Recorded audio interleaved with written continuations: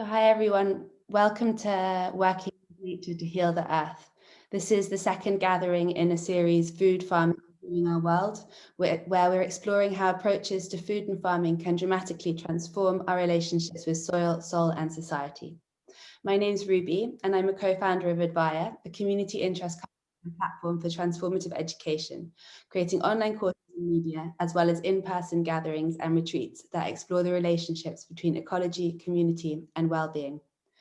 We are really excited to be collaborating with Chelsea Green Publishing on this series, and all of our speakers are one of their published authors. So you can get hold of their books on their website, as well as those of many other authors exploring the politics and practice of sustainable living. Our author panel today is moderated by environmental journalist and Beaver believer, Ben Goldfarb, and we're honoured to be joined by ecologist and rewilder Derek Gow, deep ecologist and storyteller Lee Mueller, and Judith Schwartz, a writer who explores nature-based solutions to global environmental and economic challenges. So the session will be 2 hours maximum, and please write your questions in the chat box. We'd love to hear your insights and thoughts. I'm going to pass over to Ben, who will introduce the panel and everybody. So thank you. Fantastic. Thank you so much, Ruby, for that introduction. And thank you to you all for being part of this conversation. I'm really looking forward to it. In large part because Derek, Martin, and Judy have written 3 of my favorite books. They're really all wonderful works. Derek, of course, is Bringing Back the Beaver. Judy is the author of the Reindeer Chronicles, and Martin is the author of the wonderful Being Salmon Being Human, which all address different organisms, different systems in different parts of the world in really remarkable ways. You know, the kind of the theme of the panel today is sort of talking about coexisting and even collaborating with non-human species and wild ecosystems to heal the planet. And that's a topic that's very near and dear to my own heart. You know, for the last 7 years or so now, I've been writing about beavers, which, you know, granted is a kind of a fraction of the time that Derek has been writing about beavers. And, you know, beavers, of course, as many of you I'm sure know, are ecosystem engineers and keystone species, right? Beavers build dams, they create these incredible pond and wetland systems that are just extraordinarily abundant with amphibians and mammals and fish and waterfowl. And, you know, a lot of what I tried to do in my own book for Chelsea Green, writing about beavers, was sort of recreate what North America and Europe looked like when they had their full complement of hundreds of millions of beavers. You know, I read old trappers' journals and explorers' diaries and railroad survey reports, just trying to sort of reconstruct this landscape. And it's really astonishing just how green and blue and wet and lush and productive our continents were, thanks in large parts to beavers before we eradicated them, of course, over the course of many centuries. So these days, you know, there's kind of this wonderful growing beaver movement on both sides of the Atlantic. You know, there's this kind of fantastic coalition of beaver believers who recognize that, you know, these animals and the landscapes they create improve water quality, improve biodiversity, mitigate against both drought and flood, sequester carbon, create habitat for endangered species like salmon. And, you know, and it's what's part of the really inspiring thing about that is that, you know, is that farmers and ranchers, members of the agricultural community, at least in some pockets of North America and England, I think, are part of that movement. You know, recognize that bringing back beavers is kind of fundamental to fixing the way that we use and manage and conserve land and water. But there's also still a lot of widespread resistance to beaver reintroduction. You know, here in the United States, tens of thousands of beavers are killed every year, many by the federal government. Of course, we know they're still, you know, largely persecuted by farmers in Scotland for, you know, the offenses of undermining flood defenses and you know, flooding people's fields and clogging irrigation ditches and so on. Really some fairly minor offenses in my opinion. So, you know, you sort of start to wonder, why are we so hostile to such a manifestly useful animal? Why are we still so antagonistic towards beavers, despite this mounting body of peer-reviewed literature about how valuable they are? And I think that a lot of the issue is that we've forgotten what our landscapes are supposed to look like and how they're supposed to function, right? When we eliminated hundreds of millions of beavers from the world, we fundamentally changed our landscapes, right? All of these wetlands dried up and turned into kind of dry pasture. These wonderful braided, multi-threaded streams became single-threaded, incised channels that disconnected from the floodplains. Beavers kind of create chaos. We prefer order. I think that we suffer from sort of ecological amnesia. We've forgotten the kind of landscapes that we create and how important they are.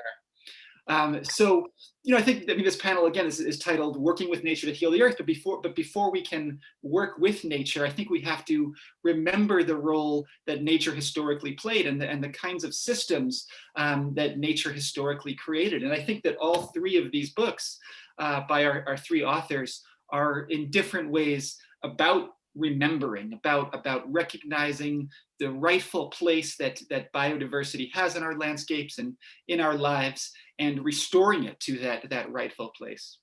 So I thought maybe we could start there. What does it mean to the three of you to work with nature?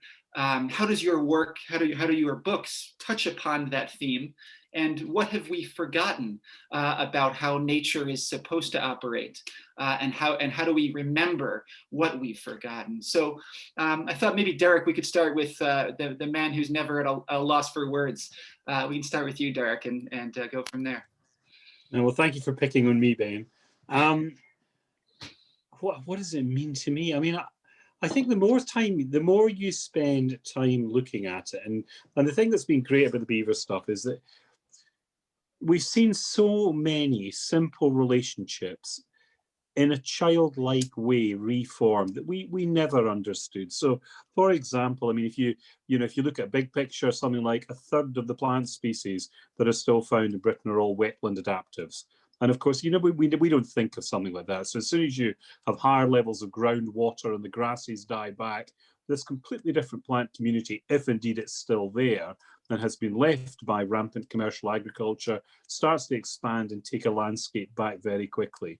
But it's some of the old relationships. I mean, one of the ones that really touched me was a colleague of mine who has some beavers on his farm in Wales. And a number of years ago, he had a little grebe, quite a small bird about the size of a chicken, with this little red neck, that used to nest on a little island of weed that it formed in the middle of his pond. And what he found, and he's got some cracking video footage of it, is as soon as the beavers come out to forage at night, there's nothing sophisticated in this. So it's not beavers building dams or beavers felling trees or doing many of the other incredibly beneficial things that beavers do. It's just the fact that you've got a great big heavy animal the size of a spaniel that goes through shallow water in a pond, and you have these plumes of silt and vegetation and debris just coming up because of the movement of the animal. And all of a sudden, it's like you pulled a light bulb in this grebe's head, and it would just straight across there, just sit more or less on the butt of the beaver, pinging all the invertebrates that were washed up with the soil. So when it comes to it, it's looking at things like that and trying to understand that we have no comprehension at all of how deep some of these relationships are. So I think for me, it's been those kind of things that I've found really quite startling. And to an extent, I mean, it also has a human dimension as well. I mean, as you said, there are some fine people trying to do things that are really good, and you forget the fine people who go out onto their land increasingly with delight and find in a little woodland at the edge of the river that something's been there, and treated their trees like Jenga, and they come away really pleased that they've been blessed with beavers in their time. And, there are way more of them than there are of the people who jump up and down and scream and table thump and call the gods down on this animal and say they all have to die. But if you look at history, you know, of our interaction with people, you know, other indigenous peoples and wildlife full stop, very commonly you always find that sooner or later it's that lobby that gains the upper hand and does incredible damage. So for me, it's how do we actually, you know, look at going forward ourselves as a species to reform a relationship with nature that is not that doesn't keep on repeating this medieval badness of the past. Mm. Judy, what about you? What does it mean to work with nature in your eyes, and how does Reindeer Chronicles touch upon that? Okay, well, coming off of what Derek said, I think it's interesting that he brought up the notion of relationship, because when I think about working with nature, I see that as an invitation to return, to engage, to pause, to observe. I think what Derek said about observing that relationship between the bird and the creature, which is something that we could not engineer. And so much about the challenges that we're having stems from this notion that as human beings, we should control our environment. So what you were talking about earlier, Ben, reminded me of what Isabella Tree, who has taken part in the rewilding of her land, of her and her husband's farm in the UK, is she was talking about how we have this kind of Victorian corseted sense of what nature should be. And in order to engage in a balanced, holistic way with nature, we need to rewild ourselves. So it's not only a matter of rewilding the environment, but rewilding ourselves. And I guess that's what I mean when I say I think of it as an invitation, and to be part of nature, which ultimately feels a lot better than to be separate from nature, and to feel that you're always having to be in control, because as farmers, as all of us are finding out, that doesn't go very well. Control only goes so far. So maybe you can channelize a stream or a river, but then that's going to flood. It needs that relationship, again, relationship, the water with the soil, the water with the invertebrates, with the beaver, and all of that. So, thank you. Yeah. Martin, thoughts? First of all, such a pleasure to be here with you, Judith, and with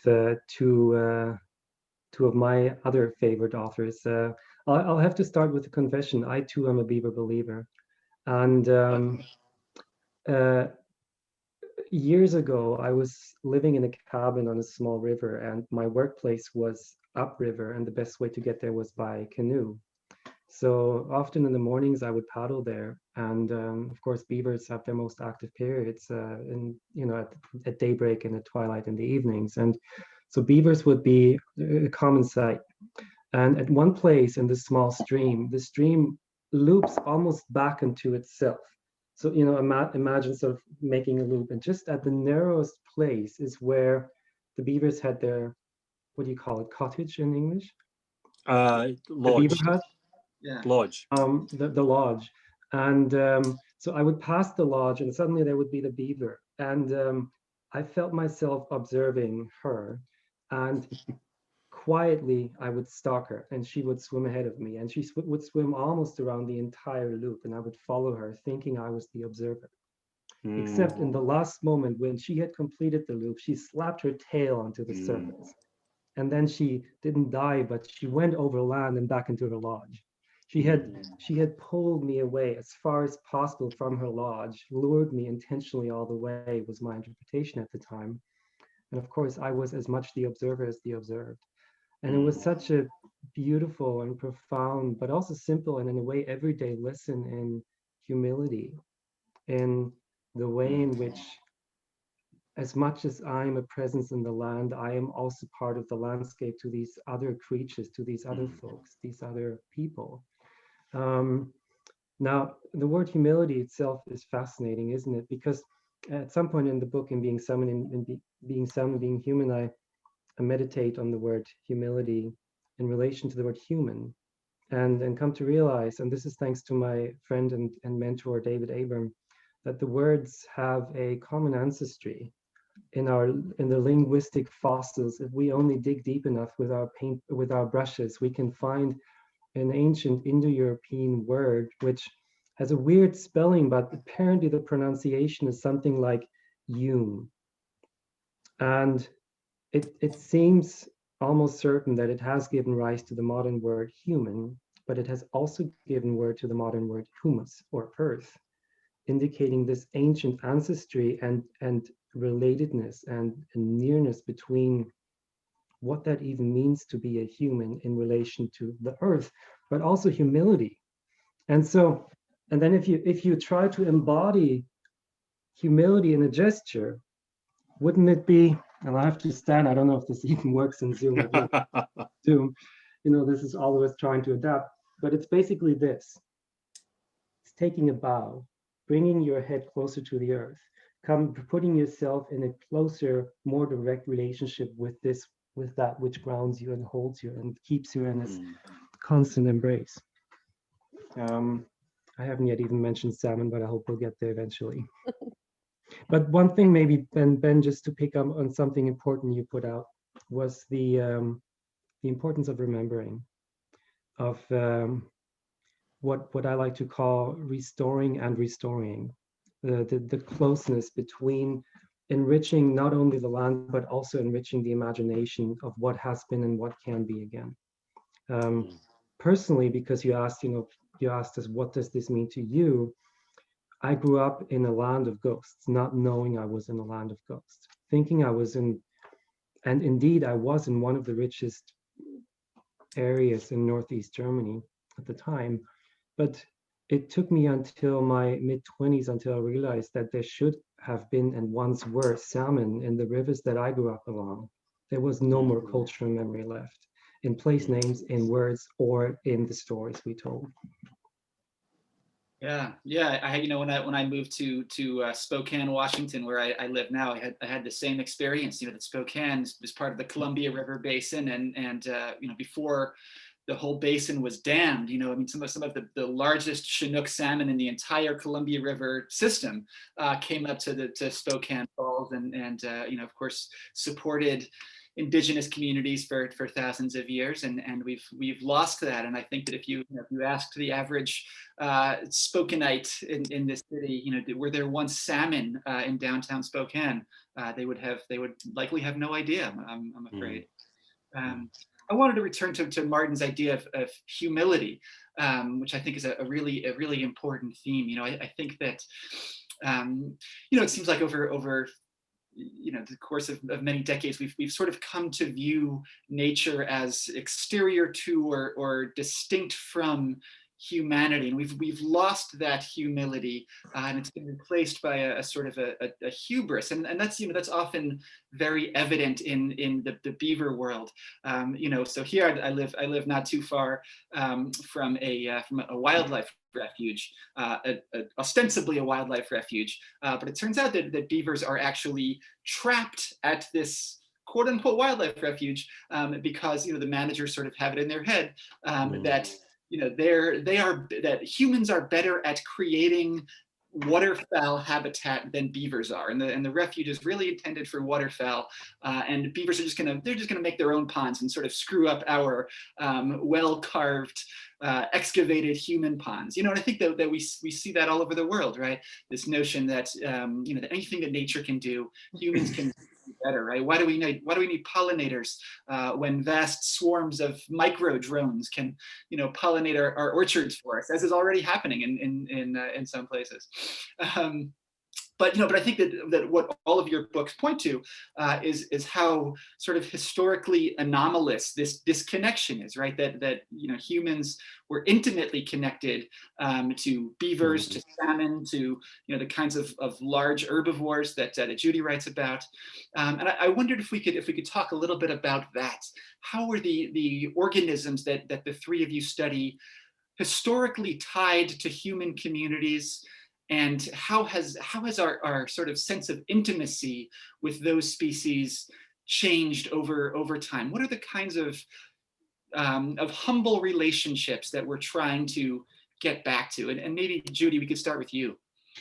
Yeah, so we can talk about reindeer. And actually, it's interesting that when I went to Norway, and I didn't realize I was going to be writing about that trip, I had a chance to meet Martin in downtown Oslo. So it's all nice that everything circles back. And it's also wonderful how our books are all talking to each other. So the thing about the reindeer is that it's a matter of tremendous tension, because so the land that the Sami people govern, the land where they have been, the region called Finnmark, and where there's reindeer herding, and there are Sami people that are fisher that deal with fish, but that landscape has become very appealing. It used to be kind of like the outback, but it's become very appealing to business and government interests in Norway. And so rather than that being kind of a quaint thing, that they have reindeer herders up in this area, it's, ooh, they want the land.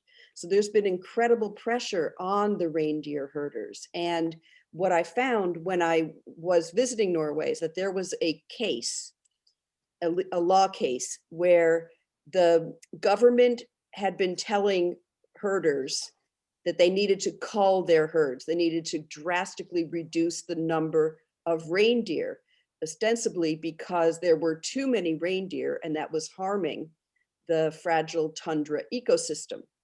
So this became more of a point of contention, because there was one reindeer herder, a young fellow in his early 20s, who said, no, that if I'm just starting out, if I have to cull my numbers, I won't have enough to do this work. And if I can't do this, my peers can't do that. And if the young people can't begin to build our herds and be active herders, well, then this tradition that has been central to our lives for thousands of years will no longer be. So he kept resisting, and the government kept suing him to get him. He kept winning cases, and then ultimately he lost. But what I want to mention, and why this was so compelling to me, is that the Norwegian government was wrong. Like, it sort of made sense if you just think in a linear way, that we have this landscape and we have these animals on it. And so those animals must be taking from the land, and that is bad for the land. But that's not how it works at all.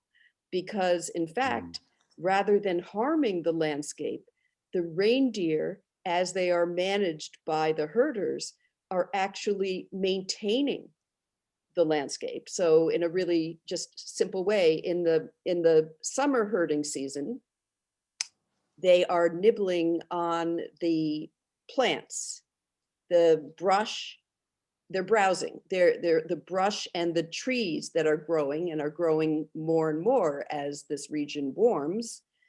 And so by browsing and eating the leaves, they are trimming them so that they can't get so large. And the reason that that's important is that these trees and shrubs have dark leaves, and therefore they have a lower albedo and are absorbing heat.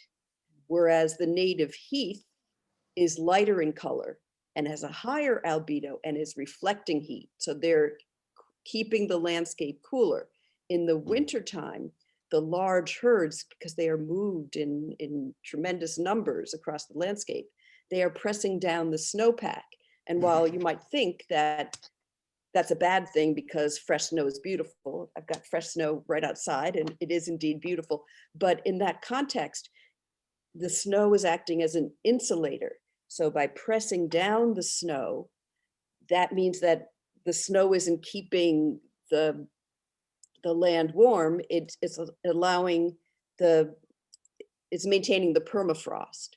So the animals being managed in this traditional way are maintaining and supporting and sustaining the environment rather than harming the way that the government had said. I love that. I love that story, and there's so many wonderful kind of counterintuitive connections in there, or seemingly counterintuitive, but once you start to think about them, really make a lot of sense. Martin, what about salmon and humans? And I feel like living in the Northwest as I do, I feel like that's in some ways the ultimate avatar of a species that's deeply connected to human culture and society and history. What are the sorts of human salmon connections that you explore, and how do we restore those to our lives and rivers? Mm-hmm. So maybe we start with just saying that historically salmon would have been a species of the Northern Hemisphere, and that's simply because they're cold-loving fish who historically never ventured beyond the equator. It was a heat barrier that they wouldn't cross. So if we're thinking of historical close-knit human salmon communities, we would think exclusively in the Northern Hemisphere. We would have indigenous communities on every continent, on Turtle Island, certainly on both coasts and both oceans. In Scandinavia, certainly the Sami people remain living, thriving salmon peoples to this day, but we would also have them in northern Russia and Japan, on Hokkaido, the Ainu people. So to place that geographically and to say that indigeneity in relation to these avatars, as you call them, or these totemic species, is widespread, and it's a commonality. It's something that unites people across these continents and migration routes, with some very strikingly similar realizations or practical wisdom. So just to take one example, the Sami people have a word called bivdit, and the word has this fascinating double meaning. It means that I, as a fisherman or a fisherwoman, take the fish, but it also means that I have to move towards the fish and ask whether it will give itself to me. So bivdit also means that the fish gives itself to me or doesn't. It also has the agency or the willpower to withhold in certain times. And so the very act of having to eat, because as humans we have to eat, we have to take other lives, is something that we cannot move outside of. But how do we enter into this genuinely and inherently complicated and complex relationship with death? Do we do it from a point of view of feeling like we are at the top of a imagined hierarchy, or do we enter it in a more relational, more humble manner? Again, coming back to humility. And so if the very language we speak already has this relational realization in us, it doesn't teach us that I take fish, or as the most contemporary perversion of it goes, we produce biomass. It is the utter perversion of the one-sided way of us being the sole agents who make all the decisions and who decide over the life or death of another species. And this realization of living in a world of gifts is something we meet over and over again in salmon countries or in salmon nations all across the Northern Hemisphere. It is widespread in indigenous communities where you live in Washington, and further down and up the coast to Alaska and down into California. We also find examples of it, rich, beautiful examples of it on the East Coast. That the world, in fact, other than the modern story of scarcity, which is suggesting to us that there's always a lack, there's a lack of time, there's a lack of richness in the land. Really, historically, we have lived in a world of abundance, a world of gifts. Now, this doesn't neglect or deny real hunger and real suffering at times, but it means that there's a genuine quality in the living land of constantly seeking new forms, new bodies, new relationships, birthing itself forth into new entanglements, new possibilities, new life to come. And salmon are a prime example of that. Just to close this, just to illustrate this with an episode here from Oslo, from my home river, my adopted home river, the Akerselva. A few years ago, 6,000 liters of chlorine spilled into the river overnight. It was an accident by all accounts, but it sterilized the entire river down to the microbial level. Now, everything was dead, but within just a few months, some of those salmon kept coming back from the river, from the oceans, and they would migrate back up again into the river and bring new life, showing this unstoppable resilience. And we could even say this urge, this wanting to live forward that we find wherever we look. Mm. I love that, you know, that the notion of the salmon sort of giving itself or granting permission to be harvested. That seems like an idea that really transcends salmon across many indigenous cultures. Like the people of the C.I.C, for example, I think they have a similar concept about bowhead whales basically giving themselves up to the hunter in this kind of reciprocal relationship of mutual stewardship. Speaking of living in a world of gifts, Eric, since you wrote a book about sort of maybe the ultimate gift-giving animal, I wonder if you could talk a little bit about sort of the role that beavers played historically in Europe and the kinds of human connections that revolved around Eurasian beavers, and how people like you are now sort of bringing those connections back and restoring them to our landscapes. Okay, I'll come to that in the end, but before I come to that, I'll just show a little humility. Okay, so first and foremost, when we're talking about salmon in Germany, we're talking about Atlantic salmon in the north. We are not talking about the fish that exists in the Danube. Can I just ask, we're not talking about huko, the Danube salmon, these gigantic things like torpedoes, are we? No. Right, okay. No. As far as I know, they never leave the Danube watershed. They don't migrate into the ocean. They don't migrate into the oceans? No. Right, okay. Right, so don't think of this as an explanation, just think of it as a series of footnotes. So the return of the beaver to Bavaria has been associated with the return of this fish that lives in the Danube and can, if it has the opportunity, in a highly engineered landscape, come up tribs and feeder streams and rivers to try and spawn in there. But I am not sure that is a situation sown with success.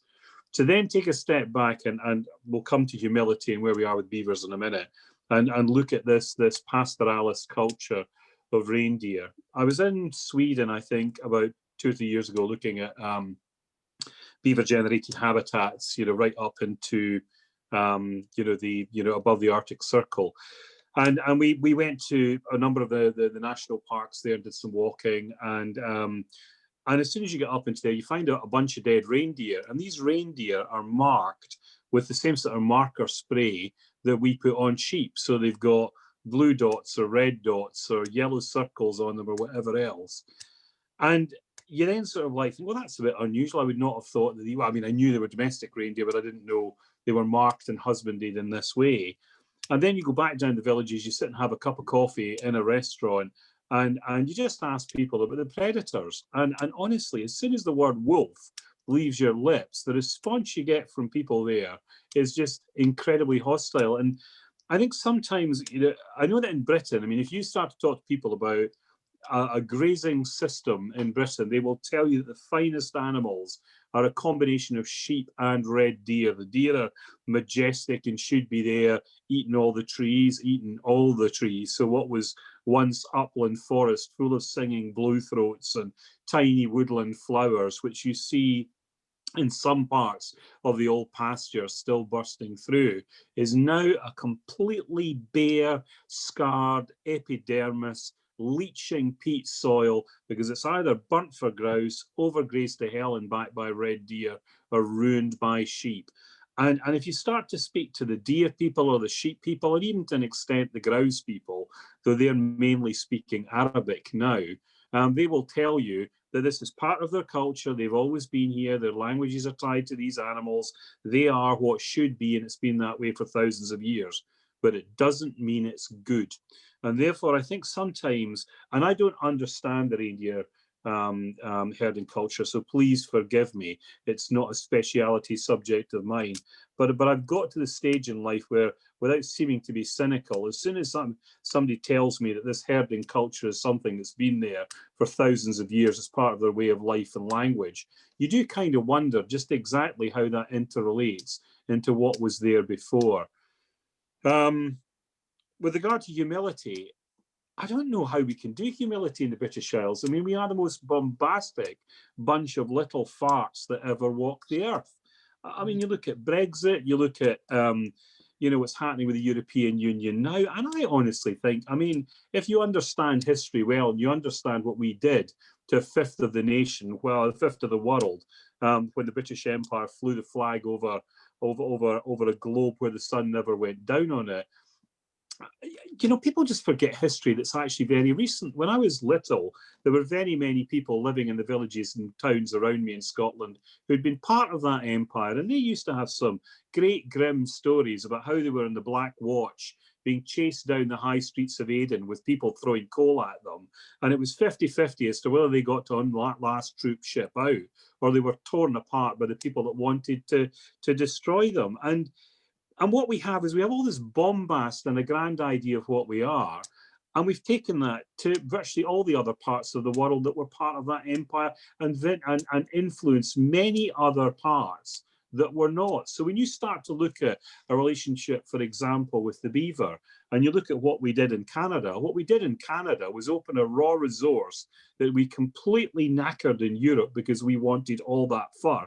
And we did it without mercy or thought or consideration. There was no respect shown to any great extent for the animals. So when you talk about, you know, giving the salmon giving up its life to you and that kind of respect, and there are good examples of that amongst the First Nations people in North America, whereby, you know, they would return bits of the beaver to the water, or they would hang bits of the beaver up from a tree so they couldn't be consumed by disrespectful creatures like dogs. But in modern recorded history in Europe, all you have is slaughter and despair. And you take these things down to nothing, and maybe, just maybe, when there's nothing, next to nothing left, and they become no longer a commercial commodity you can use, then a few of them survive. But humility is not a strong, it's not a strong characteristic that we have as a people. And that is, it's a terrible shame. And you see it repeated in its most muscular form in places like Australia and North America. At one point, you know, if you look at countries like Rhodesia and South Africa, you saw it there as well. Near complete contempt for people. If there was respect for animals, and it was commonly because those animals were there to provide big game trophies, or there was a hunting element to what we wanted, we always had an agenda. And I think it's very, very difficult for most of us to think of humility now and to express it in any way. But I think it is such a good word. I mean, I loved your wee stork dance where you gave the movements of, you know, the earth, the humans, and humility all together. I thought that was just wonderful. And, you know, guys, going forward, that's what we quite clearly need. You know, if we're going to develop any relationship with other wildlife forms on this planet, and we are going to have an existence that doesn't end up with us standing on the crust of an earth deep in dog shit and dead pigeons and us, and there is going to be another way. Humility is something we really need to learn. That should be taught in school, because we've got to look at animals and other creatures and other forms of life as not just being a resource that are there for us to exploit. There are other entities which we need to have around us for all sorts of different good physical reasons. So you can't canalize every river and expect it to be okay and not expect there to be death, destruction, and disaster. You can't take every beaver. You can't pluck every nut from a tree and expect it all to be okay in the end. The earth won't stand it. And that's potentially what we're heading for now. So to go back to beavers, I mean, you know, examples of us showing humility in Europe, well, I don't know if there are very many. I mean, Ben, you've done a lot more research on this than I have. And I would honestly say, I mean, you see some people now who treat them like Gerhardt with the greatest of respect. And if anybody's not met Gerhardt, Gerhardt kind of looks like me, but he's got more hair and he's a lot fatter, okay? And he's German as well, but his English is Californian English. It's very good. And he's a big guy. And I remember, I mean, my German is not that brilliant, but I remember being somewhere with him years ago, I think in the Czech Republic, where somebody asked him how he felt about beavers. And he said, the beavers are my love. And you start to see people now coming through society who will quite clearly express that. I mean, people maybe that have had an orphaned one. And there's a lovely story about, I mean, I'll not wax lyrical on this, but it didn't make the book, about this lady who called Patricia. And Patricia is she's not an air hostess. She's something much more sophisticated than that. She works with Lufthansa out of the airport in Munich. And for some reason, Patricia got this baby beaver when it was very, very little, and it had lost its mum and its dad and its family. And of course, it was looking pretty much like the thing was going to die. And she was given this beaver, and she had brilliant stories about how, you know, they realized very early on that the beaver was not going to get better if you just put it in a box in the kitchen and left it to its own devices. So within, you know, 2 nights, she or her boyfriend are down there sleeping with the beaver, and the beaver's curled into them. And then, of course, the beaver gets the idea, when it's a half-grown beaver, that it still wants to sleep with them, and it learns to climb the stairs up into their bedroom. And then the beaver gets very big, and it decides that actually it wants to be outside, but it still wants to have a little hut where people are with it. And it also wants to have a pool. And she had this great story of how this beaver would get up at, I don't know, 1:30 in the morning in December and break the ice and decide it was going to go for a swim. And then it would come back in at about 4:30 and decide that the next thing it wanted to do was to get into a sleeping bag with you. And you had no option because you're tired and it's gigantic. And in the end, you're sitting there shivering with this huge snoring beaver lying on top of your chest. And I think, you know, it's stories like that that can really inspire change. And if you look at some of the great early American writers, Ben, like, you know, like Grey Owl and Eric Collier, you know, people that actually had things to do with those animals and who did abominable things to them before. But once they actually understood by accident what kind of creature they were dealing with, it changed them utterly. But as we move further and further away from nature and further away from anything that's real, further and further away, as far as most of us are concerned, from any connection with these wild creatures, I don't think we show either respect or disrespect. I think we show a complete sense of dislocation. And the vast majority of people that live on this planet now are dislocated. We're dislocated from everything that's real. You know, we either think animals are things that sell us chips, or you know, we color a dog purple and put a bow in its hair and stuff it in our pocket. I mean, we have all these weird relationships and ideas about animals, but it's a dislocation from the reality of what they are. Yeah, there's quite a wonderful, she's an American wildlife rehabilitator, maybe in Texas. I'm not quite sure where she is. And she's lately been posting these just wonderful TikTok videos of one of the beavers in her care, and you know, and you know, they've been seen by millions of people. NPR did a big story about her, and you know, and this you know, beaver she just, you know, depicts the beaver, you know, building dams in the door frames of her house and and it's actually it's quite amazing because, as you say, Derek, you know, we're so disconnected from nature and from wildlife.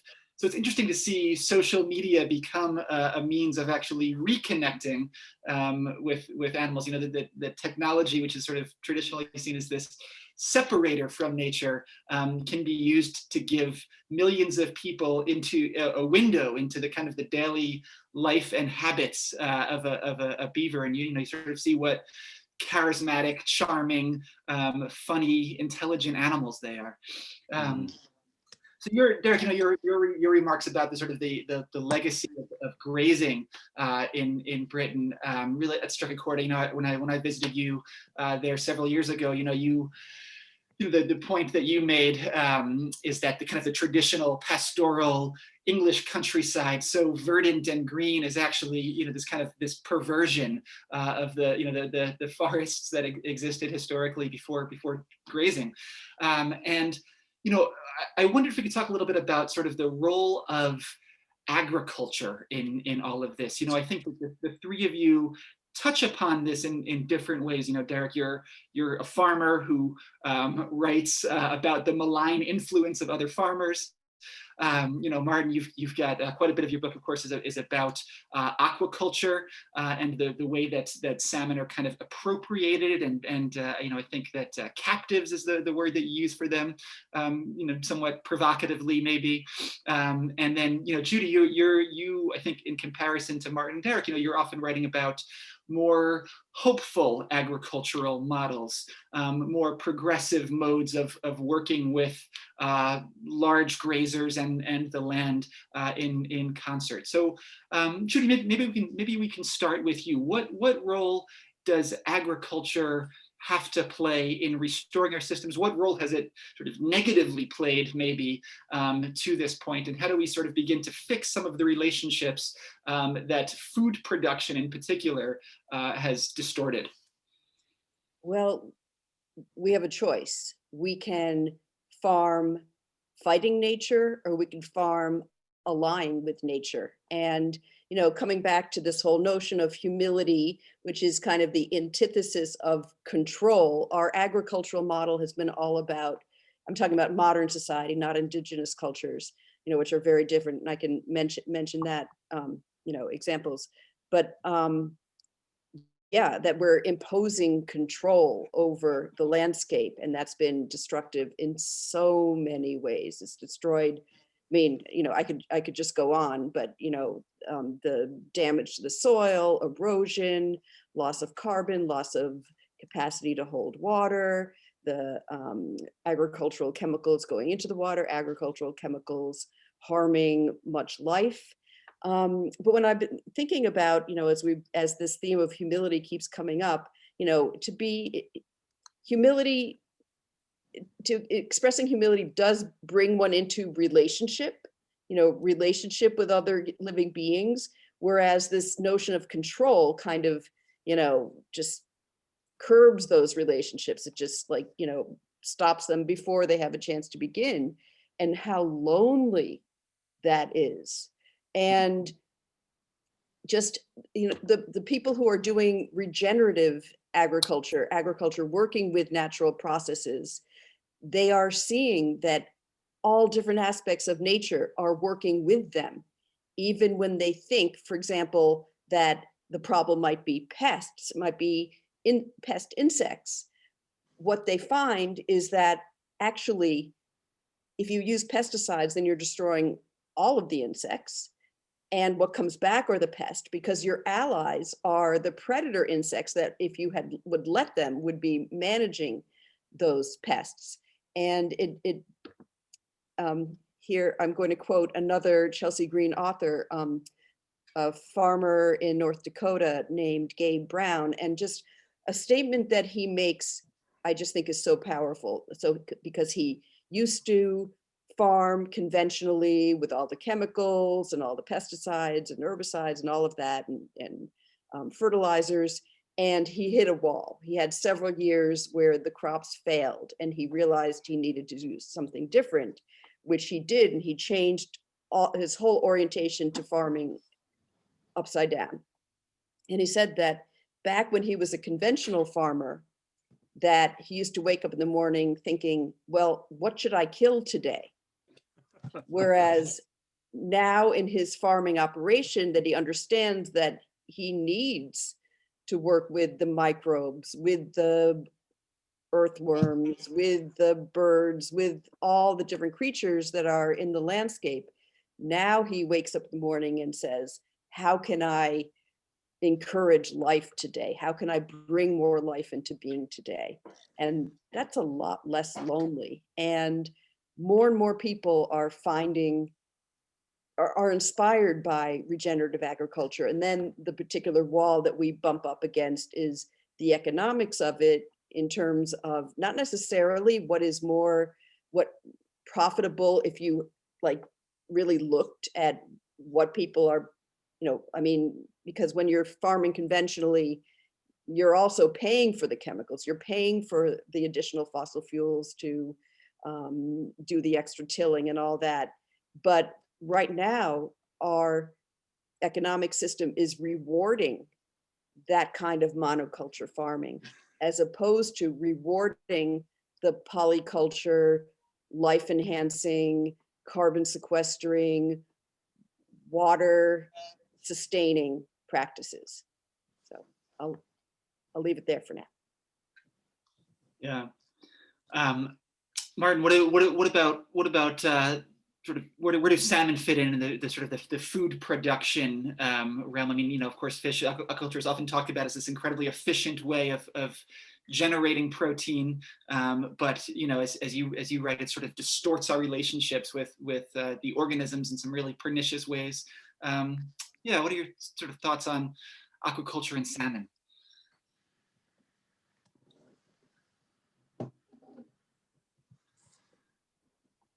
Oh, I think you're muted. Sorry about that.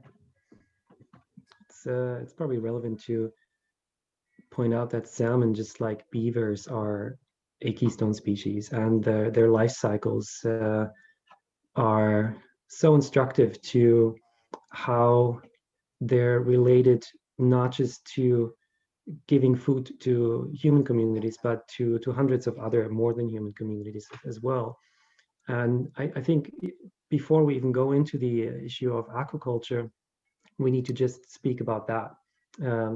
How salmon are born in rivers, and then they spend a few years in the rivers, and then at some point they adapt to seawater, and then they migrate out into the oceans and go up north to the abundant feeding grounds of the cold waters, where they fatten up and they get large, and then towards the end of their lives they then start migrating back towards the coast and start searching. Sometimes they would zigzag up and down water columns to smell for the distinct signature of their home river, for that atmosphere of their youth that they were born in.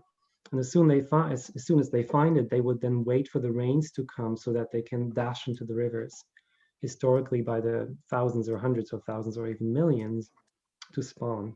And as they do, at every step along their cycle, their cyclical journey, they feed hungry mouths and hungry rootlings and creatures large and too small for the eye to see, which is why they're keystone species. And so salmon give themselves not only to humans, but to the entire community, connecting lands and waters, rivers and seas. And this connecting quality, this relational quality is written into their habit, into the habits of their bodies to mature into these bodies able to swim against gravity even. And historically then, the way we would receive some of this overflowing, some of this abundance, would be precisely because there's too much to give, or so much to give that we can take a share. But we must also always remind ourselves that we cannot take too much, because there are others who need to also receive their share. And then some need to live on for the next generation to come. This relational quality is essential in the conversation about salmon, which is all but forgotten in aquaculture. Aquaculture is increasingly turning towards super mechanization. We've written a recent piece we call Brave New Salmon, because it is increasingly becoming this brave new world of hyper technology and an infrastructure more and more alienating us, and even opportunities for the smallest encounter to even take place. There's something called control rooms nowadays in Norway, where basically you walk into this room and imagine the walls are plastered with screens with live footage of underwater salmon pens in not one cage, but in dozens and at times hundreds of cages simultaneously, where very few controllers are able to monitor in real time millions and millions of sentient creatures, Mm. and the ways in which these are then fed through robot arms, drop foods into the water at designated times. And so more and more is being scribed into the algorithms of logic. And it's reflected in the language, it's reflected in practice, it's also reflected in the ways in which salmon are becoming overabundant in stores, creating this sense of virtual abundance because they're there year round, something that historically has never happened. Salmon were never there year round. They would be moving back and forth between abundance and scarcity, between this fulfillment of hunger and anticipation, but then also the longing, right? But now they're constantly present. And with this constant presence, in some ways, they become invisible. They become uninteresting. There's no longer a need to invest emotionally into that longing, into celebrating their return through community rituals, or even creating even human communities that would gather to not only reestablish ties with that food source and with that place, but also amongst themselves. Mm-hmm. So there is also this alienation, not only of salmon from the waters, but also of ourselves from each other, and of ourselves from place and water, and even from time itself, even from the ways in which time flattens, space flattens out. And there's no more reason to celebrate. There's no more reason to hope or be disappointed. And so these are all issues that are hard to quantify in the language of agriculture. So it becomes important also to speak differently, to even problematize some of these ways of scarcity that we cannot count, but that are nevertheless real, because we're, as human beings, we're meaning-making animals, we're storytelling animals, we're animals who need the emotional investment in each other, in community, in place. Mm. Yeah, I think that the ways in which industrial agriculture has cost us seasonality in life. I mean, certainly that's an issue that transcends salmon. Derek, what about you? You've kind of spent your whole life antagonizing your fellow farmers. What have you sort of learned about the role that agriculture plays on the British landscape, and how we can reform those very, very broken relationships? Well, that's a very interesting question. And, actually, I bloody wish I knew the answer to that. I mean, I passed one of my neighbours who are lovely men, lovely, mainly men, few women, but mainly men, on the way down the road earlier on. And he proudly showed me in this little brown bottle the new wonder drug they had to cure sheep's feet. So if you've got sheep that are chronically lame and the horns falling off their feet because it's been raining since, I don't know, last March, and sheep aren't aquatic and are not prone to develop flippers, then you use this drug and the things can walk again. And it's all these cracking drugs that is in this lexicon of the last line of defenses against hospital superbugs. And what we're doing is we are merrily dispersing it to sort sheep's feet. I don't know how we reform a relationship. I think we have to now reach out to young people. I think stories are incredibly important. I think we've lost, in large, the ability to tell them. I mean, the beaver story was an interesting one, but beavers, you have to bear in mind, left this landscape, if they were here, and they were here until much, much later than we expected in Britain. So maybe until the beginning of the 1800s. But as soon as they cease to become an oddity or commercially worthwhile, they fall off our radar.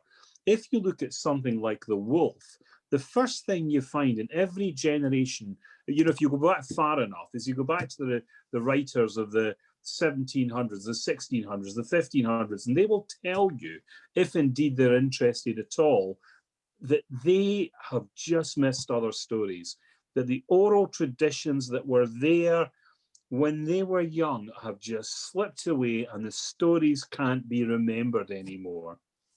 But I think we're in this difficult time. Stories are more important than anything else. I think they're much more important. I mean, you need size. Of course you need size. You need evidence to show people that what you're saying is actually literally true. but you also need to have the ability to translate that into something that has essential elements which grasp people's emotions, that make them feel happy, that make them feel sad, that make them think there is hope in all this. Because if you can't translate it into that, the dry statistics alone mean nothing. It's the broken relationship with agriculture, the broken relationship with animals. I mean, if you look at where we were at one point in time with the creatures that walk this earth, and you just go down, and I mean, a few years ago I was in Portugal, and we were in a landscape in the North Portugal, can't exactly remember where, but it was called the Hunger Lands, because it was a land where things could always go wrong for people. So too much snow in winter, too hot in summer. It was a land of extremes. And if there were beavers there, the beavers were all killed in the time of the Moors. Portugal's an interesting country, because if you go down there and you ask them all, do you know what kind of animals used to be here? And they'll say, well, it's not very clear. Maybe there were gazelle, but we're not sure about that. There were definitely, there's been some really amazing archaeological discoveries which show quite graphically that there were wild ass. There were probably lions into the time of El Cid and beyond. So it was one of these wonderful parts of the world where one geographic fauna met slap bang on the fauna of Europe. So Eurasia met Africa, Africa met you. It would have been incredible, but we don't even understand that now. And we're standing on a ridge as the sun goes down with a guide. The guide says, well, you realize this is a rock cave, and you see that wee thing that looks like, I don't know, it just didn't look like anything, but it looks like rust, irony, water coming through the rock. He said, that's been painted by people, and they're painting on platforms there. Because if you're painting on a platform, you're up above the ground, you can see everything that is around you in the landscape. It's safe up there. And he said, if we had, if we had ultraviolet light, so you'd shine ultraviolet light across this wall. And he said there are many paintings there, but you can't see them unless you've got UV. And these things are right the way through the landscape. So if you go to the Great Caves in Lascaux and Altamara with a bison dancing around the walls, or as I did with my kid before COVID started, we went to a place called Cresswell Crags in Derbyshire, where they've just discovered some of these wonderful, not elaborate paintings, but these animal effigies where you've taken a shape in the rock and put in an eye or the turn of a beak or a little bit of antler. And you go in there and you look at it and think, well, this is all jolly unimpressive. It's like Butlins on a rainy day. And then the guide takes the torch and she just turns the angle, and there's the red deer in front of you. We worship them. They were everything we were, they were. The earliest rock carvings, and I've lost the paper, Ben, don't know where it went, that have been found in Europe out of beavers, little tiny stone beavers. They created wonder. We were impressed right up to the time of the Normans and the great hunting cultures with things like the power of a wolf, how it would move, how a male wolf would stop when it was hunted, and it would actually turn, draw breath, look back at the hounds that were following and wait for them. And the hunters loved that. It just had this easy power. And they were everything to us. And now, as you know, we just talked about salmon, they're just a commodity. They're a commodity in the same way that strawberries grown in glass houses in Spain are a commodity, in the way that pigs, I mean, an incredibly intelligent animal. We jam them into massive farms. And then when COVID comes along and you can't actually eat all this pork anymore, to kill them all because it's too expensive, what you do is turn off the air conditioning system. I mean, how did we ever get to this with creatures? It comes back to this gulf of understanding, this complete dislocation that I talked about earlier on, whereby we don't really know anymore what's real or what's an avatar or what's, I don't know, a talking dinosaur that sells a burger in some advert in downtown Los Angeles, or a tuatara that's rare and disappearing on a rock atoll in New Zealand. And in that, there is great danger, because in this dislocation from everything that's real without stories and good storytellers, like, for example, Sir David Attenborough, some of the excellent Americans there have been. I'm just reading another account of the life of Aldo Leopold now. People that tell you that this tree sitting at the edge of this sand farm, at this time the martens went, at this time the wolves went. People whose there just aren't enough of these people who leave these most remarkable tales and who inspire. And I think it's incumbent on all of us that tell stories and write books and talk to many people in this life to emphasize very, very strongly what the world needs now is 1, more optimism, 2, more doing, because there's far too much bloody talking and not enough of anything else, and 3, the ability to really tell stories and to inspire people to look at what they really want to be and what they really need to do. Yeah, so those are all wonderful points, Derek. Let's talk more about the role of storytelling in relocating ourselves.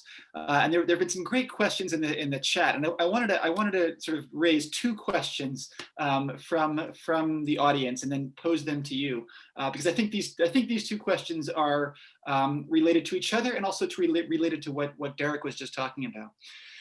So the first question is from Christabel, who said, Martin, I love how you spoke of restoring and restoring cultural narrative. Well, cultural narratives, whilst often ancient, are always being created, recreated, and transformed. What are some ways that you think we can participate in shifting cultural narratives to better understand and feel our relationships with life? So that's one question. How can we shift cultural narratives? And the other question is from Chanel, who said that it seems like the farmer that Judy was talking about earlier chose a new approach, an approach of fostering life, because he was losing money by using conventional approaches. That inherent self-interest still misses the point of truly valuing nature on its own. In our capitalist world, is monetary gain at the heart of shifting our approaches, and is this mindset limiting? And that's a question that I think about a lot in the beaver world. I think that, because the fact is, beavers are this animal that provides all of these services that we can theoretically quantify, right? Beavers, they sequester this much carbon, they capture this much pollution, they produce, this much wildlife, which we can fish and hunt. They're a sort of an easy animal to monetize in some ways, and that's a very persuasive argument, I think, for a lot of people who have a kind of a fiscal worldview. So is that an approach we should be taking, thinking about ecosystem services and valuing them?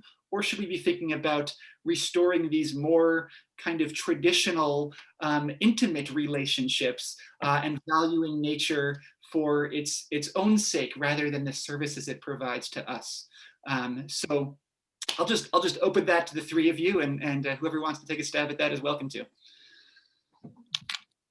Martin, it looks like I can see you want, yeah, go ahead. It seems like you have something to say. Yeah, but I'm just also equally just curious and anticipating your answers. These are wonderful questions. Thank you so much, Ben, for sharing those, and thanks to those of you who put them out there. Restoring for shifting cultural narratives. Where my work started was with a story, and the story was an opinion piece published in the Norwegian paper Dagens Næringsliv, which is the equivalent of Financial Times Norway, where a professor of fishery economics posed the question, why should we have wild salmon? And his argument was rather straightforward. He said the salmon industry in Norway creates jobs, it creates monetary gain, it creates especially jobs in the remote regions of Norway, which is an important aspect in a country as geographically scattered as ours. Therefore, if we can only have one of those, then the choice must be obvious, and we should be willing to sacrifice the entire species of wild salmon because the industry has come to stay. Now, now that's a story, isn't it? It's a story of being human. It's a story of who we are in relation to the land. And then somewhat into that work, I came across a similar story having been told more or less precisely 1 century earlier on a different continent, also relating to salmon on a river, the Elwha River on the Olympic Peninsula, just sort of a couple of 100 miles west of where you are now, Ben. where the same question was being asked, not exactly using the same words, but two hydropower dams were built into the waters to bring peace, power, and civilization, as the story went at the time. And even though the dam builders were mandated by law to build fish ladders, they sort of forgot to do that, and nothing happened. The fish ladders didn't go in. So what happened then on those at that river was that the salmon would come back, the Chinook and the other different species of salmon, Pacific salmon. They were all the Pacific salmon species were in that river. The sockeye and the coho and the chum and the Chinook. And they would come back, and some of those salmon would jump against that concrete wall, crush their heads trying to go beyond it, and die in the process. Now, I went there a few times, and I spoke to some of the people who had oral stories surviving from the days when that happened a century earlier, and they said they colored the river red with their blood. But here's the amazing thing. Even though their numbers collapsed, some of them still came back the year after and tried again to jump and leap against that concrete wall, again failing, again crushing their heads, again dying. And they never stopped. For a full century, they came back and they jumped and they jumped, and they were not able to go beyond that wall.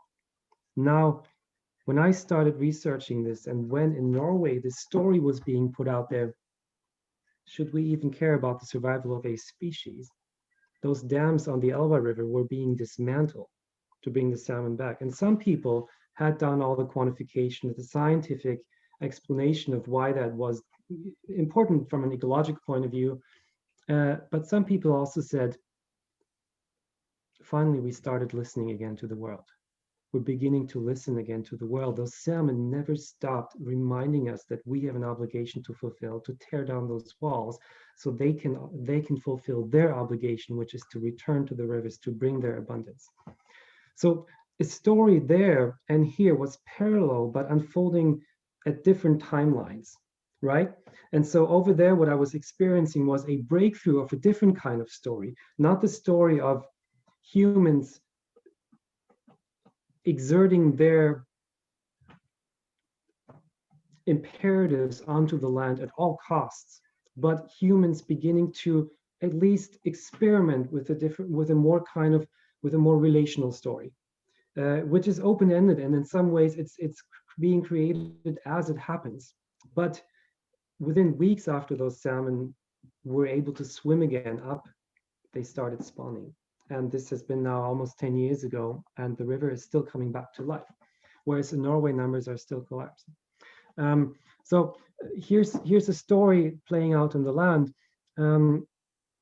Restoring cultural narratives is, to me, a way in which we're looking for multiple ways of knowing, multiple languages, finding a new commonality, the scientific language, speaking a language of relationality, poetic language, knowing intimately what relationality feels from within, knowing about the longing and the fulfilling and the joy in the eyes of a child when she sees those salmon leap against a waterfall, even in downtown Oslo.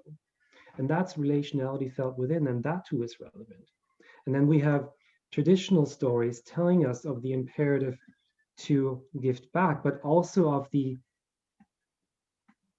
danger every now and then that this awareness of our obligation to give back can be lost. That in some ways it may be inherently human, that sometimes we become too proud. And rather than trying to fight that instinct, looking for ways in which stories again can embed that instinct, or that push towards new, that drive to push against boundaries. That is also a drive in us humans, just as it is a drive in salmon, that we can somehow channel it towards interbeing, towards qualities, symbolic and practical, of participating more wisely with those other beings in the land through story as much as through practice. Thanks, Par. That's a wonderful answer, and I'm so glad you invoked the Elwa in giving it. I think that the removal of the dams in the Elwa is one of the most exciting, inspiring developments in the world of restoration. And there's, one of the really wonderful things that happened when those dams came out, the river was finally able to carry its full load of sediment to its delta, and has really, really began to sort of rebuild this amazing kind of intertidal salt marsh that hadn't existed when all of that sediment was being captured behind those dams. And one of the incredible sort of upshots of that is that beavers actually recolonized that delta. So here's this, this kind of freshwater animal living very happily in this intertidal salt marsh, and actually creating all of these little canals and pools and pockets that have become fantastic rearing habitat for juvenile salmon. So it's amazing that the beaver, a species that you would never sort of associate with this kind of tidal, brackish environment, is really quite flexible and able to colonize that sort of habitat when you give it the chance, by letting nature kind of do its thing. And so just the restoration of not only the salmon of the Elwha, but the beaver salmon connection is to me, that's just one of the most wonderful things that's happened in quite a long time. Judy and Derek, any thoughts about that, about sort of the potential tension or relationship between a sort of a more fiscal approach to the world versus a more narrative one? That was a great answer by Martin, but I'm wondering if it sort of catalyzed any thinking in either of you two. Yeah, I think about this all the time. So the way I got into the work that I do, writing about soil, water, and ecological restoration, began by writing about economics. And just what kind of haunted me was that in our economic system, nature has a value of 0, and that's a design flaw that makes no sense. I mean, that cannot go well. But in thinking about this a lot, and thinking about stories, the stories told in our culture, I mean, the mass media, Martin's story about, do we need wild salmon? The stories are economic, and they're framed by economic principles. People need jobs, as opposed to, meaningful livelihoods. What's the profit? Can people make a living? Or make a profit? But see so all these stories are training people to think of ourselves as economic beings. And we're not getting the stories that kind of affirm our existence as relational with other people, with other beings. So I'm actually working on a project right now. I'm putting it together because we're about to embark, we collectively, the world, the UN has declared the next decade, the decade on ecosystem restoration. And that has gotten me very excited because I think that presents many opportunities to highlight what is possible when our intention is to restore our ecosystems. So what I've always thought is that because our media, we always have these metrics about the GDP, the stock market, our sales up, our sales down. What does that mean to us? Well, hearing that trains us to think that's important. And so I'm looking at ways to bring more ecological metrics. Maybe, and I know that can be reductive too, but at least start to shift the stories that our culture is saying about ourselves. And I will just add and say that I do believe that people are yearning for this more immediate relationship with nature. I feel I've seen that rising. Yeah. Derek, any thoughts on that? Gosh, I wish I had answers to any of this stuff. It's just so fascinating to sit and listen. Back to humility again.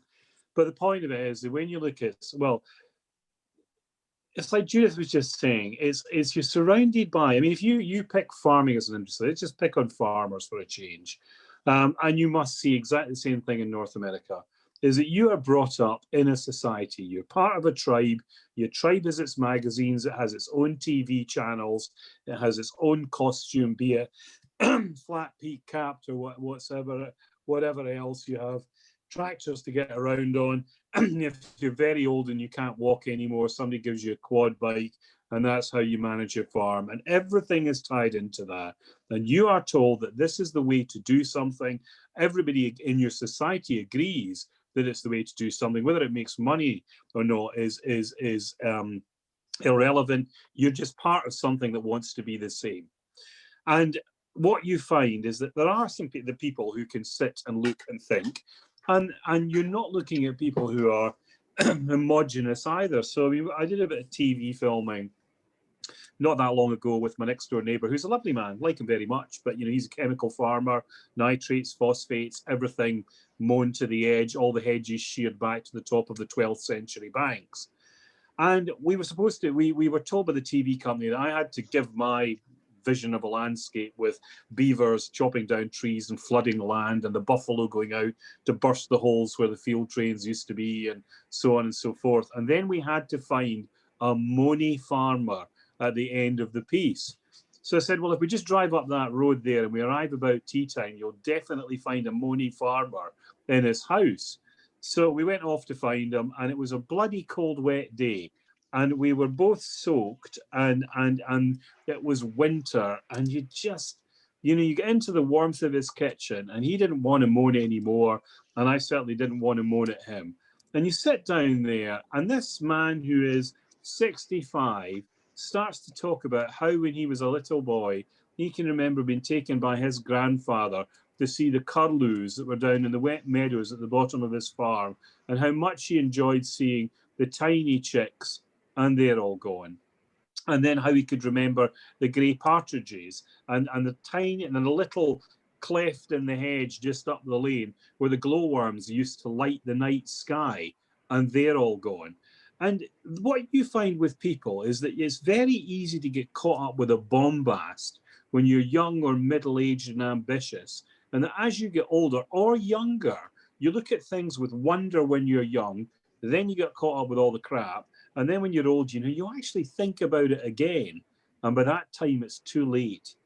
So the economics of it, I always remember Eisenhower, there was something he said about the fact that after the Second World War, we're now on a war economic footing. And you look at all these big pesticide companies that run around sponsoring agricultural training and the training colleges, and they give you money to go through college, you go through college to come out and buy their product. And they're not all that interested in whether you actually survive or not. All that matters to them is you buy their kit. And you get story after story of people going through this whole process, coming out to do everything they were told to do, doing it to the letter, to the word, to a T, and failing. And then realizing that this whole silly system wasn't set up to ensure you could farm efficiently. It was set up to ensure you bought products. And I think that's a link we really need to break. Because if you're going to train people that this is the way to do it, it will be never ending. And what it doesn't send out are Praetorian guards. None of us are indestructible. If you look at the levels of mental health, of divorce, of all the things that are happening, the loneliness, somebody talked about loneliness earlier on. Once, we lived in an agricultural landscape where, which was full of life not that long ago, where we were kind of nature gardeners without chemicals and pesticides. And though it wasn't a wilderness with wolves running around in it or beavers, it was a landscape that was bursting with life. And then the pesticides came, and the chemicals came, and the tidying up came. And before you know where you are, in less than a generation, you've killed the mycorrhizal fungi in the soil, you're killing the bacteria, you've killed the worms, even the little things, the tiny, tiny field voles that you'd think of as being completely commonplace. They can't survive in the dairy lands where you take 4 cuts of silage every year. So we have a big, somebody asked earlier on again about what we do about it. And that's one of the hardest bits, is that, you know, you've got a whole generation of people that think almost evangelically that what they've done is right. They've been told their entire lives that what they've done is right. They believe it fundamentally to be correct. And now you're going to stop this great juggernaut that they've all been on and say, I'm terribly sorry, chaps, this is actually incorrect. And what we actually want you to do now is farm wildlife. And for the vast majority of them, they wouldn't be able to tell the difference between a turkey and a thrush.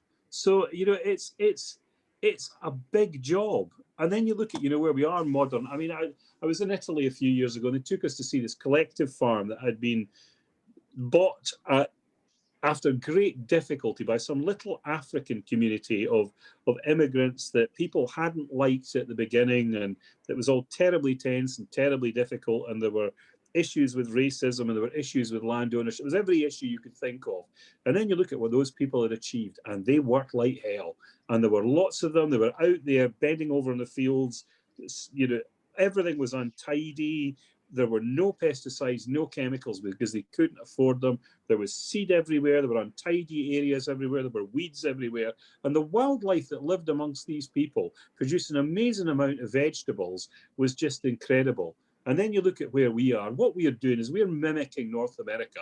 We're trying to ranch in a wet environment, millions of sheep, not so many cattle anymore, taking everything from the soil simply because of subsidies. And it's a system that's just completely crazy. So reconnecting, I'm not quite sure how we do that, but it's something we desperately need to do. And the loneliness can only be broken by things like land prices changing, other people coming with different ideas, collectives reforming, communities reforming, people actually wanting to dig back into the soil without chemicals, without fertilizers and pesticides, to produce much more food than you can do if it's one guy in a broken quad bike with 2 dogs trying to ranch 1,000 acres. But it's whether we've now actually got the physical will or the mental capacity to take on that kind of land use again and do it. And the hurdles that there are there for the people who want to do it are substantial. The subsidies have distorted everything. They may have, you know, so sterilized soils that actually trying to bring these things back to life is going to be a fairly major task in any case. And it's a system that desperately needs to change.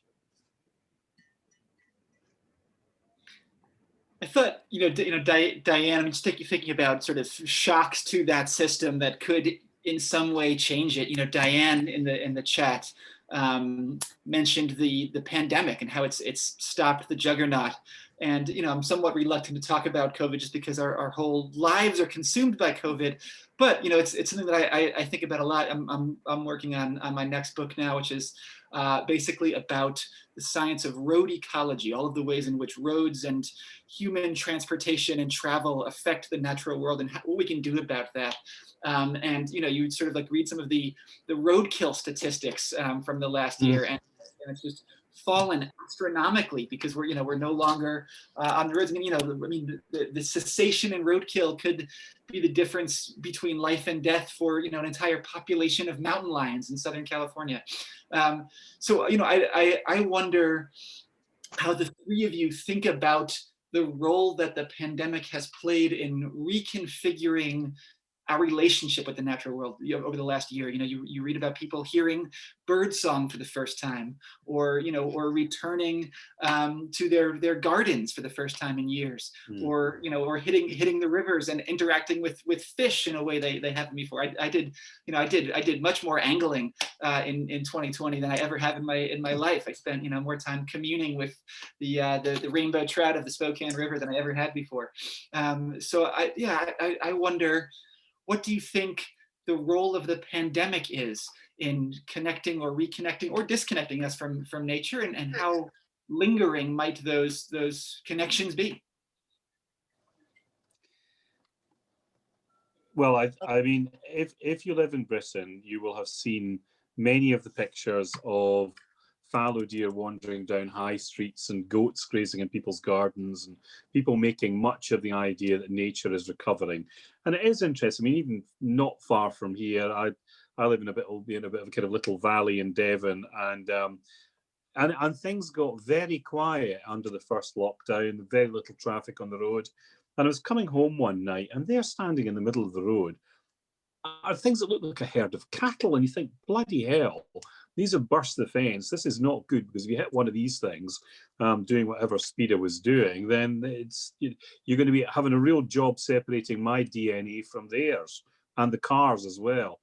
And then you just slow down to pass them, and you look around and you think, gosh, that's red deer stags. There's 6 great big old red deer stags, which you barely ever see, because these guys are hunted like hell here. And I spoke to one of the hunters, and eventually, I slowed down, passed, turned around, went back and looked at them. They looked at me, and they wandered off like the lords they were, without much of a care. And I spoke to one of the hunters about why this should be, and he said, well, Derek, he said, the venison market's collapsed. We can't get out onto anybody's land. He said, they're just not, they've got a year of complete non-disturbance. So I think there has been that. But the other thing that, I guess we're not really going to kind of see or understand for a little while is that when humanity suffers these things, and it was particularly acute in Europe after the Second World War, you have these cataclysms where you have cities burning and people moving dispossessed from east to west, and 20 odd million dead, 40 million dead, I can't remember the exact statistics. And what it does is it makes politicians for a time, and people, pause and think. So after the Second World War, in both Germany and certainly in Britain, you had a lot of thinking about what the land was for, about ecology, about what we should be doing to make long decisions. And just to go back to the point that we were making earlier on about the economics of money and jobs, and the same old hoary argument that everything has got to be about forward progress, jobs, money, productivity. There was a wonderful wee quote, Ben, which you might remember from Theodore Roosevelt. He made when he went on that trip with John Muir out into Yosemite at a time when the shepherds were grazing the alpine meadows down to nothing, and they were talking about building more pig farms in the valleys beneath the falls. And he said something along the lines that, we've got to stand back and look beyond this. And if we're going to build a civilization, we have to have a long view of the future and act in accord with that, so that what we are building is something that is fit not just for the people that are here at this time, but for the people that are to come. And it's that kind of vision that we really need to have, not only now following the pandemic we've lived through, or we're hopefully going to live through, but moving forward as a species. Absolutely. Martin and Judy, what has the pandemic made you reflect on in your own fields? Judy, would you like to start? Oh, just that I agree, all of the above. So of course we're talking about people that have the time to engage and access to nature, but I'm hearing of people who, I know that seeds are selling out for home gardeners. Nurseries are selling out of trees and berry bushes. And I saw that on the chat that someone mentioned Robin Wall Kimmerer's work, Braiding Sweetgrass, which is a wonderful, wonderful book that talks a lot about the notion of the gift, actually talking about strawberries, the gift of the strawberries, and how you relate to plants in similar ways, and what they can speak to you, how they can speak to you too. That there was a time when somehow everybody I was talking to was reading that book. I just could not talk to someone and not hear that they were reading that book. So it just tells me that something has been evoked, and people are yearning and remembering and looking for a new story, looking for a different story from the one that we've been told, because the one that we've been hearing is clearly not. It's not. I'm Emily Hazlett, picking up some clavamox for Nola. Yeah. Nola's last name? Hazlett, H-A-S-L-E-T-T. Okay. It's that kind of kids communication that we were Martin. going to talk about earlier. Yeah. Here's my copy of Braiding Sweetgrass, of course, close to my desk. Here's my copy. My copy's here as well. Mine is somewhere over Yeah. there. I didn't come prepared with my library at my fingertips. I wanted to just pick up a. Could I maybe just try to just come in there with just a few remarks or a few thoughts that are coming up in relation to what you both said, Judith and Derek. You know, what stories is the virus trying to convey to us? And there's certainly multiple stories, and there's no one definitive one, but there's certainly one which is a cautionary tale. It's a cautionary tale similar to many other cautionary tales that are suggesting that you can only push so far and assume that there won't be a response, because there will be a response. You can only destroy so many populations and so many habitats, so many forests. You can only infringe upon the wild so many times, thinking that the human presence in the land can expand indefinitely and never evoke a response. But at some point, there will be a response, and it may come unexpectedly, and it may come in ways that you haven't been able to prepare for. And biting back and reminding you viciously and ferociously that you are not alone to make decisions, and your way of relating to the world must always take account for the ways in which there are other interests and there are competing interests. And so the story of human exceptionalism, because that's also come up in the chat also, I think, in relation to Robin's work, the story of human exceptionalism, which assumes that we can continue indefinitely pushing and pushing and pushing, is demonstrably, empirically wrong.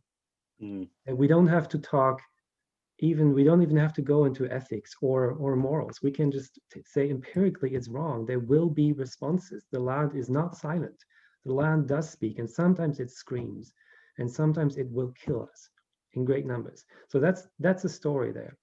There is also another story, and that's a story of community, because so many of us are hungering, thirsting for more community, for more embrace, for the simple reality of another human touch, or the touch of a river, or the touch of the black grouse on an April morning in the marshes outside my city, when they're mating, when the females are sitting in the treetops and the males are doing their mating rituals. The emotional touch of that, becoming isolated in their bubbles, in their cohorts, or whatever we call it nowadays. There's the story of, and this great collective sense of urgency for touching and being touched.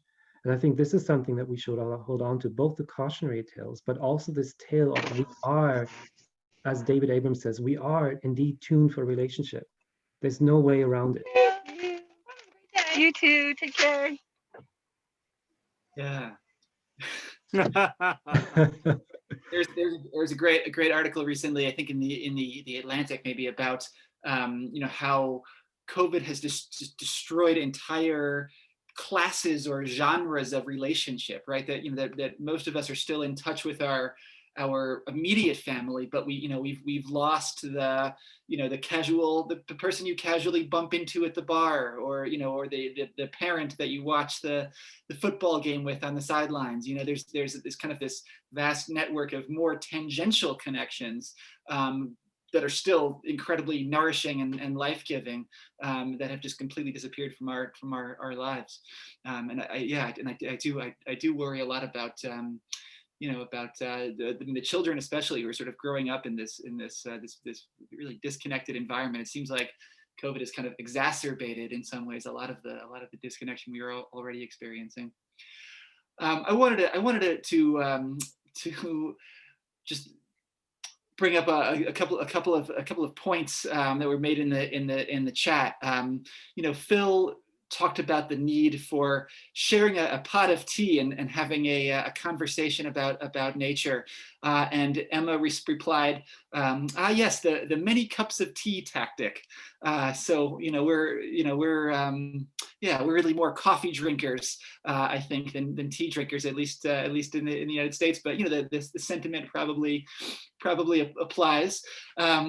I guess that concept of the many cups of tea tactic makes me wonder in a very sort of pragmatic way. I mean, how do we change the dynamics we've been talking about? How do we improve our relationship with the land? And I don't mean in a kind of a philosophical way. I really mean in a nuts and bolts way. And you all sort of address that in different ways, right? I mean, Derek, you've spent so many years sort of wrangling with bureaucrats and the landed gentry, in this kind of bare-knuckled way. And Judy, you write about all of these sort of practitioners of holistic grazing who are really getting the work done on the ground. And Martin, you were talking about the Elwha Dam removal, which was the culmination of literally decades of political finagling by the tribes. So I wonder, what are the lessons that we can take from the work that you've done and observed? How do we make change in a very, very practical, boots on the ground way?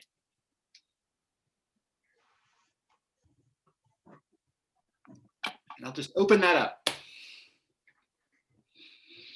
Derek, it seems like you're speaking, but you've muted yourself. Yeah, I did. There you go. Okay. Came back from Beaver Conference in North America in the spring of last year. And yeah, what you were saying, Judy, is quite right. You couldn't buy a packet of seeds in Britain.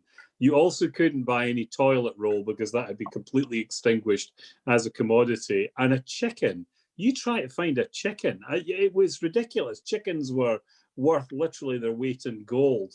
And because we had all this time in our hands, and because I've got a little field just next to my cottage and time to protect them from foxes, I decided to get some chickens. And I haven't had chickens. I haven't kept chickens since I was, 10. And you look at them and think, well, I'm going to get a few eggs, but is this really a wise move? And then, of course, they all turn into little characters. And before you know where you are, you buy an incubator to incubate their eggs. And then before you know where you are, you've got 40 of the bloody things, and they're all pets, and you definitely don't want to eat them. And in the end, you actually even give up caring about whether they lay eggs anymore, because it's just so much fun to walk to the door of the house, shout chickens out the door, and to have this little flock of friends descend on you, that it becomes a different world because they're there. And I've enjoyed it very much. And I'm not going to be very pleased when the fox eventually figures out that it's got a walking lunch running up round here, but I'm not about to launch a scorched earth policy either. I don't know. I mean, it's so there is a lot to be said for sort of like going back to things that are fundamental and actually including them in your lives. When it comes to how we go forward with this, well, again, we've talked about this quite extensively, and I think it's got a lot to do with forging different relationships. I mean, the cups of tea thing, I'm not sure about that. That's better than cups of tea, but it has to be in sort of like reasonable amounts. Otherwise, it's perfectly capable of starting a fight. But what I've always found is that the language of beer is also international. You can sit down with farmers, if you're of that ilk, and understand them. And you might not agree with some of the things they say, but if it's amicable, it's an easier way to build a relationship than to have just arrant confrontation.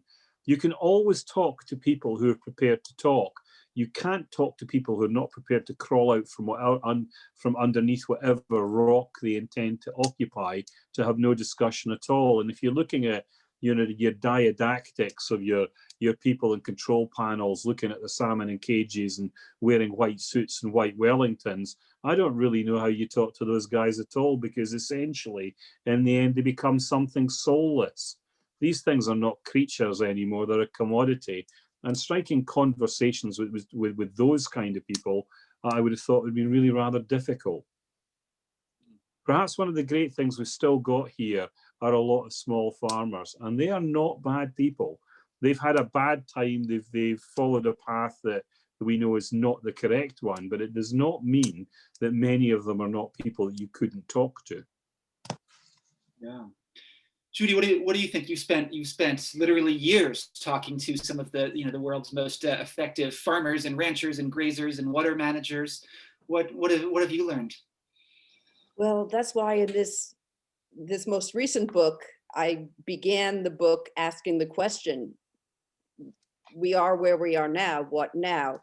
And just the conclusion I came to is start where you are. So, the thing about earth repair is that it's a participatory sport, and no project, or no effort is too small. If you put a few more plants out near your home, who knows what pollinators, what will find them, what birds will feed on them and deliver seeds near those plants to create more plants. And so start where you are, and that also means in your communities. And what Derek was talking about, and I saw people were posting about this incredible challenge of our time about engaging with people that may disagree with us. So also in the process of reporting this book, kind of I bumped up against the understanding, well, wait a second, we know what we can do. We know how to restore ecosystems of all different types, from deserts to degraded grasslands, all different types. And it's people that are in the way. So I explored ways that we can frame discussions with, well, basically, yeah, how to build consensus, and to know that there are many ways, many different models. And I went to a 3-day workshop where I saw a community in New Mexico go from literally people sabotaging each other's efforts, shooting at each other. Their children were afraid people were afraid to bring their children to the land. Then 3 days later, people had listened to each other and committed to working together to improve the land for the betterment of the whole community and for their children. So I saw that it can be done. And again, these themes, listening, relationship, humility, just are rising out of this conversation, because it requires humility to be open to someone else. And anyway, there are ways to do it. I see someone just posted, food is a hugely helpful way to unite. I mean, that's true. We're in a moment where, ironically, we can't actually gather in that way, but people are finding ways to connect. If not, we wouldn't be here. So, yeah. Arden, thoughts from the salmon world? Just a couple things, yeah. At some point earlier in this conversation, we spoke about this unstoppable urge of the living world to sprout into new forms, to give new flowers, and to make new fruit, and to come back to rivers, and to make new wetlands, which then create ripples and ripples and ripples of new opportunities and new bodies, new intentions, new experiences, inwards and outwards. Ecological relationships, dimensions of experience, always entangled with each other. Because it is unstoppable, sometimes the only thing we need to do practically is to step back and to let things happen on their own accord, in their own pace. As the salmon who came back after the chlorine spill in our river here in Oslo, just a few kilometers north of here, sometimes that's not enough. So, the Elva River is this hugely inspiring example. There's another one in the making right now, which is the Klamath River, further down in Northern California, where the Yurok tribe has been residing since time immemorial. A few years back, we traveled there because, in addition to writing, I also perform Being Salmon Being Human as a storytelling oral performance together with dear traditional storyteller friends and colleagues and a Sami yoiker. And we've been traveling salmon nations for years now and continue to do so, or we haven't now, but we are trying to. What's happening on the Klamath is there will be dam removals there too. If you followed the news a couple months ago, the state of California declared that 4 major dams will be removed on the Comet as well. When we were there, we saw a project on one of the arteries on the side that feed into the main artery of the river, which no longer carried water year round. It had dried up. And one of the reasons it had dried up was because the redwood forests, the rainforest, had been destroyed so much that it was no longer able to carry enough moisture from the ocean and inland to produce its own local hydrological cycle, which then would feed the waters, which would carry the salmon and the beaver. And one thing that was happening at the time was that logging machinery was being brought into this dry artery, and with massive logging trucks, they were making artificial log jams so that the water table could be raised as one way in which tools of destruction, through again restoring this leap of the imagination, this leap against this symbolic wall, could become tools of regeneration. And sometimes it just needs this tiny leap, right? Which also is a huge leap, a bold leap, a step forward. And they were talking about bringing beavers back into the system as well, because of all the reasons that you describe so beautiful in your books. Obviously, salmon would play a massive role there because salmon are considered a totem animal on that river. There's always also the human dimension. Yurok tribal members, especially young men, were being encouraged to be the ones who would drive these logging trucks, to give them a sense of ownership of the work, a sense of pride again, a sense of purpose, of belonging, again, also to the human community. So sometimes pulling back is all it takes. Sometimes jumpstarting something that will at some point in the distant future be able to carry itself in these entanglements is important. And just the third element I want to mention is celebration, joy, also as a way of restoring. And Judith, you said so beautifully, and I think it's really crucial. Nothing is small enough, and often local initiatives are what all of us can contribute to. Recently, our troop has been focusing increasingly on our river. And what we're working towards now is establishing a homecoming festival for the salmon in the heart of Oslo, the capital of Norway, which at the same time is declaring that we have an international responsibility to take care of wild salmon, while also coming from the highest political elites. We hear things like farmed salmon are part of Norwegian identity. So we have this weird relationship with, all the things we spoke about, but we're bringing celebration and joy back into the conversation as a way to step away from the stories of despair, which we have an abundance of, and especially looking towards children to give them opportunities to also find stories that resonate with this innate expectation to grow up into a vibrant living world, as all children, I believe, are born with this innate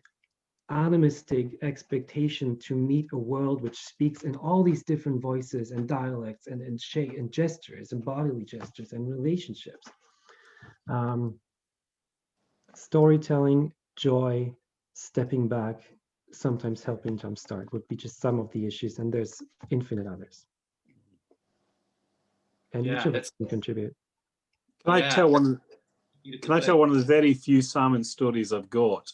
Because we haven't touched on, and I'm not sure we should waste any time tonight on talking about salmon, the beavers being inimical salmon.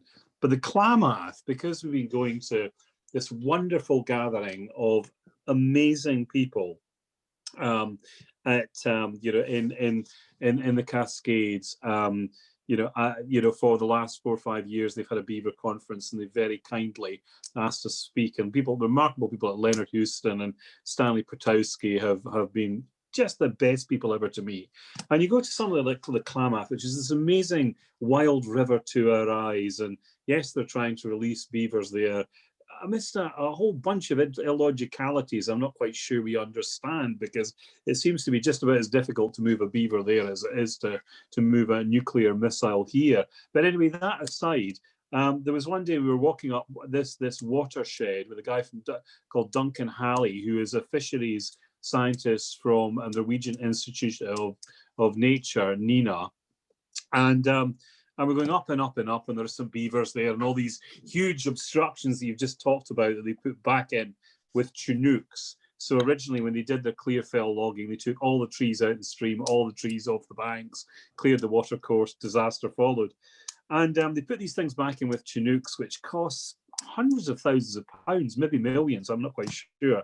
And we got to the top of the watershed, and Duncan said, well, look, there's no way salmon are going to get this far up past these boulders and past these huge woody obstructions. And I always remember Stanley, who looks like Santa Claus on a bad day, turning to me with his mobile phone and saying, well, Duncan, I thought you'd say that. Just look at this. And it's this piece of footage of this water roaring over these obstructions. And this salmon, you can see its wee grey pink face, pokes its nose above these great big sticks, hoists the front of its body out onto a rock just by wiggling, and by wiggling its body and using its wee fins almost like extra limbs, drops right over it and into the pool beyond. And we walked up about another 15, 20 feet, turned the corner, and there's this big pool where these salmon have gone up, they've spawned, they've died, and it's full of dead salmon. And you look at it and think, well, there you go. It's absolutely possible. If you put the building blocks in place, then bits of nature can recover. And it was the most marvelous thing to see. Really, really brilliant experience. Yeah. My favorite bumper sticker is Beavers taught salmon to jump. I think that gets at the evolutionary connection. Yeah. So I think it